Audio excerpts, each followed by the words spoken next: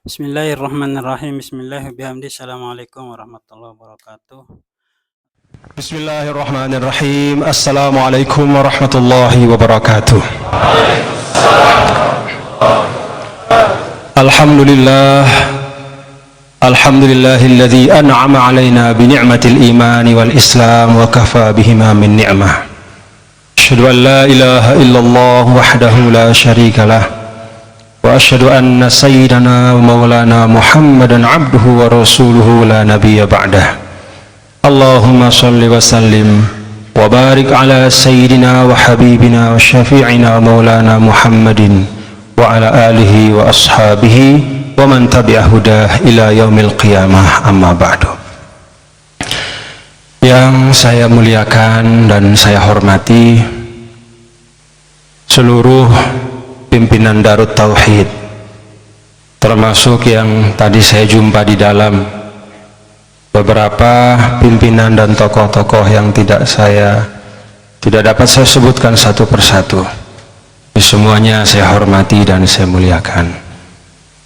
Bapak-bapak dan ibu-ibu beserta seluruh kakak-kakak dan adik-adik, para jamaah sekalian yang dirahmati Allah Subhanahu wa taala. Alhamdulillah wa syukrulillah. Pada malam hari yang insya Allah penuh dengan keberkahan ini, malam Jumat, Sayyidul Ayyam. Pada malam yang penuh dengan keberkahan ini kita dapat bersilaturahim, dan saya Muhammad Zainul Majdi ditakdirkan oleh Allah Subhanahu wa taala hari ini duduk di sini karena AA beberapa hari yang lalu menelpon saya. Ketika menelpon saya, AA menyampaikan bahwa majelis Kamis malam atau malam Jumat ini adalah majelis yang beliau jarang sekali meninggalkannya, kecuali kalau ada hal-hal yang sangat mendesak.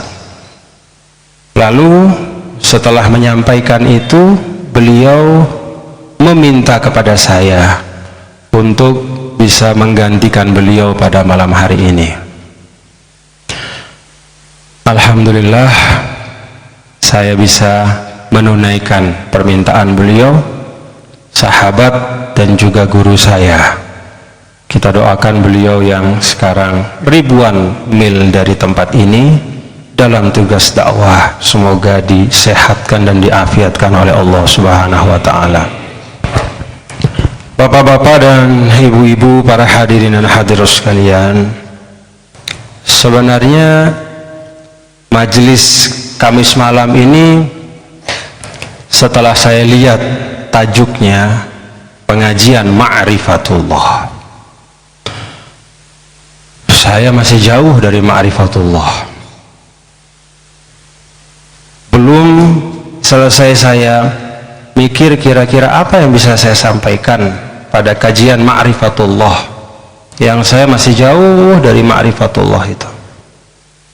Di mobil tadi saya tanya sahabat saya Ustadz Zainur Rafiq yang mendampingi saya dari Tasikmalaya, mohon maaf bapak-bapak dan ibu-ibu, biasanya saya berusaha rapi, tapi malam hari ini saya dari subuh, keluarnya jam 3 tadi, jadi belum sempat rapi-rapi. Berjumpa dengan Bapak Ibu tidak mengurangi hormat dan penghormatan saya kepada Bapak Ibu semua. Saya tanya sama Ustaz Zainur Rafiq, biasanya kalau AA itu malam Jumat taklimnya seperti apa? Beliau sampaikan biasanya kajian akhlak. Belum selesai saya mikir tentang Ma'rifatullah itu apa yang kira-kira bisa saya sampaikan, sudah ditambah dengan satu beban lagi, bahwa pengajiannya adalah tentang akhlak. Gimana saya mau menyampaikan taklim tentang akhlak pada saat saya sendiri juga masih belajar berakhlak yang baik? Jadi ini sungguh-sungguh bukan suatu majelis yang ringan bagi saya.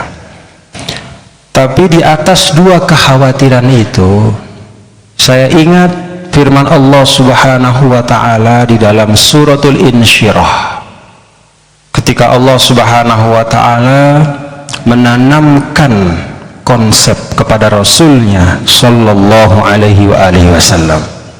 A'udzu billahi minasyaitonir rajim.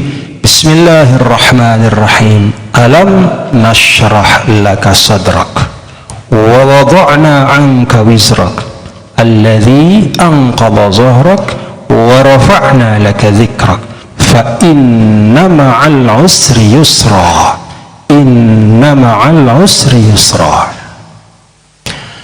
Ayat ini benar-benar suatu penghiburan yang luar biasa bagi semua orang beriman. Jadi kalau di dalam ayat ini dua ayat, Allah Subhanahu wa ta'ala dalam struktur bahasa Arab yang sangat cermat. Karena kata para ulama, kalau Anda mencabut satu huruf saja, jangankan satu kalimat, Anda cabut satu huruf saja dari Al-Quranul Karim, lalu Anda cari di dalam semua kamus-kamus terbesar bahasa Arab untuk mengganti satu huruf itu dengan huruf yang lain, maka engkau tidak akan menjumpai gantinya. Jadi memang ketepatan di dalam Al-Quran itu betul-betul mencengangkan. Bagaimana makna-makna itu beruntaian, berjalin, berkelindan dengan struktur bahasa Arab yang tidak bisa digantikan bahkan oleh orang Arab yang paling fasih sekalipun. Maka ketika Allah berfirman, fa inna ma'al usri yusra, inna ma'al usri yusra, dalam dua ayat ini ada dua kalimat ma'rifat, yaitu al-usru yang artinya kesulitan, dan ada dua kalimat yusra yang artinya kemudahan. Apa bedanya Bapak Ibu dan sahabat-sahabat semua? Kalau yang ma'rifat itu diulangi dengan ma'rifat setelahnya, maka yang kedua itu adalah pengulangan dari yang pertama.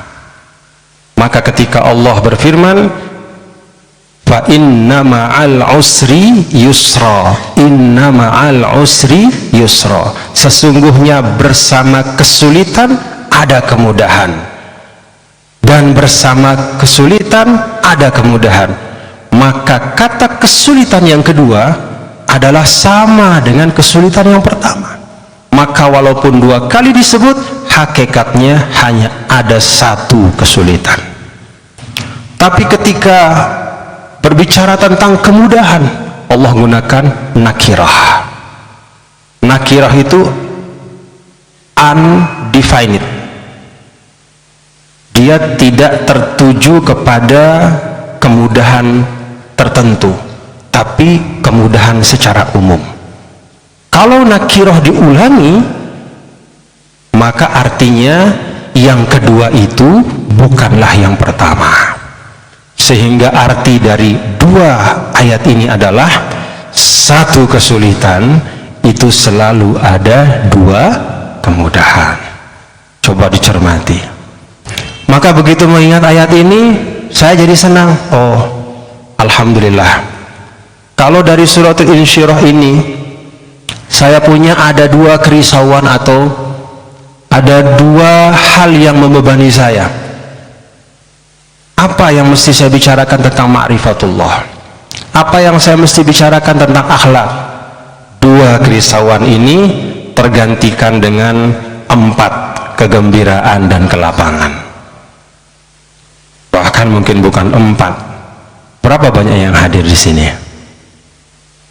100, 200? Tadi di dalam katanya 2.800 hitungannya. Saya nggak tahu bagaimana Daurul Tauhid bisa ngitung yang hadir. Ya. 2 kerisauan diganti dengan 2.800 kesukacitaan. Alhamdulillah. Jadi cukup saya melihat dan hadir bersama dengan Anda semua, ya, bapak-bapak dan ibu-ibu, hadirin dan hadirat sekalian, merasakan nikmat berjamaah. Dan itu yang pertama yang ingin saya sampaikan pada kesempatan ini. bagaimana Allah Subhanahu wa taala meletakkan pada jamaah itu keberkahan. Alhamdulillahirrabbilalamin, sahabat sekalian. Bagaimana tayangan tadi? Itu semakin membuat kita sejuk ya, berkehidupan, berkebangsaan di negara kesatuan Republik Indonesia ini. Andai saja ini tidak boleh ya.